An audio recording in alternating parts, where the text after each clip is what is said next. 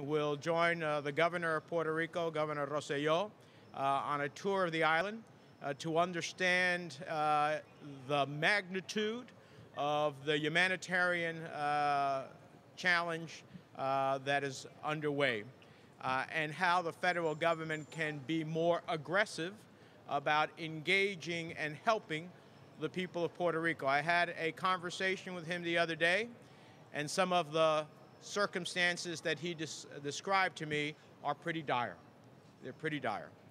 I've spoken to my brother who lives in Puerto Rico, and he's told me about the circumstances not only of himself, but of his relatives and friends and neighbors. I have seen pictures that have been sent to me, and I understand just from that how serious this is. That is why I have insisted in a series of efforts by my staff and directly in letters that I've sent to the administration, and I'm glad they responded to one of them, sending the USS Comfort to Puerto Rico, which is our naval hospital, floating naval hospital ship, because Puerto Rico's hospitals are challenged between energy challenges and the number of people who need help to respond in that respect. But I think there's much more that we can do. I want to cite some of them even before I go to Puerto Rico, just based upon what I've observed from the information I've received, as well as my conversation with Governor Rosselló. I think President Trump must issue a full disaster declaration for the entire island of Puerto Rico, which astonishingly has yet to happen. I think the president should appoint a special assistance for rebuilding the island to coordinate a multifaceted federal effort to help Puerto Rico. I think the president should request more funding to assist Puerto Rico's Medicaid program, which is the essence of how health care is largely delivered in Puerto Rico. It was a challenge before the hurricane. It's a bigger challenge now, and it needs an infusion of money to get back the health care structure and providers up and running again. I believe that we have extraordinary resources as a country. We are the most powerful nation on the face of the earth. It's time to use that power on behalf of 3.5 million United States citizens in Puerto Rico who face a unique challenge. I'm for helping all who are affected by Irma and Maria. But the reality is an island that doesn't have the ability to transport utility trucks across state lines, it doesn't have the ability to easily transport goods and services, has a unique challenge, buffeted by two hurricanes, Irma in the first place, and then dramatically by Maria. That's unprecedented for the island of Puerto Rico.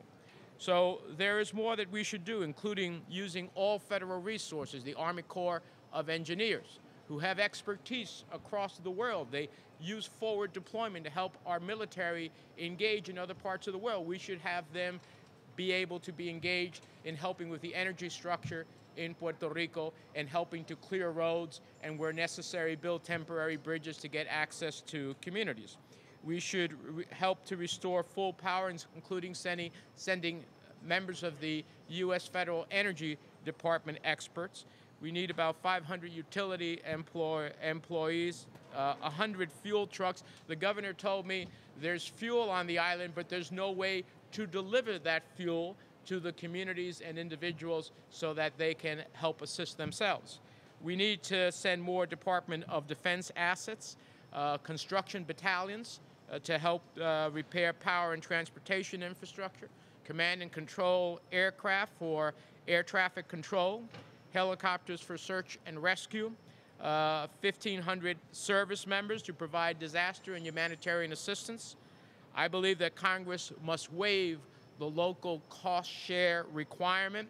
There's also always a split in the requirements when you get FEMA, Federal Emergency Management Disaster Assistance. We need to waive that split because Puerto Rico is not generating revenue right now, as Governor Rosselló told me, and is unlikely to generate revenue in the very near future. So you can't demand of an island that has 3.5 million United States citizens to meet a cost share or not be able to get the money because they can't meet the cost share. We need to waive the cost share, at least for the immediate future.